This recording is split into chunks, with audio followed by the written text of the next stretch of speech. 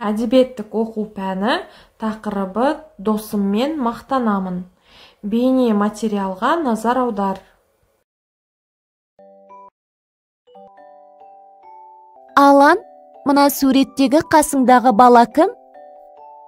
Қане, көрсетші. Бұл менің досым Қазыбек. Қазыбек? Мен бұл досыңды көрмедім. Ол менің ауылдағы досым. Сондықтан сен Қазыбекті көрмегенсің. Солай ма? Қазыбекпен қалай таныстың? Мен өткен жазда ауылға барған кезде екеуміз ойын алаңында таныстық. Ол менің жалғыз тұрғанымды көріп, мені ойынға қосылуға шақырды.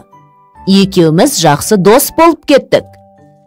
Қандай тамаша, Қазыбек жақсы бала екен. Оның рас, Дана. Менің досым сондай адам. Үнемі қамқорлық танытып, қолдау көрсетіп жүреді.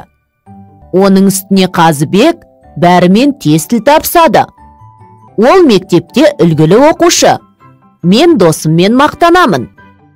Бірақ мен досымды енді тек жазғы демалыс уақытында ғана көремін. Мұңайма, сен онымен хабарласып тұрасың ғой. Мұңайғанда, немесе қуанғанда шын досыңмен бөлісу керек.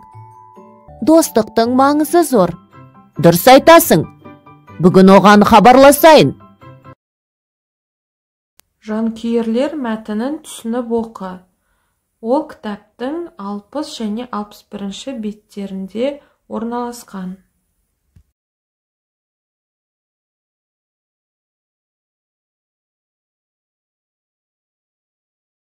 Дәптермен жұмыс. Дәптерімізге бүгінгі күнді жазамыз. Қазанның 23-і үй жұмысы.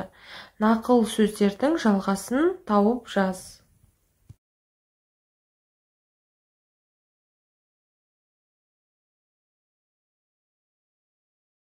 Қосымша тапсырма.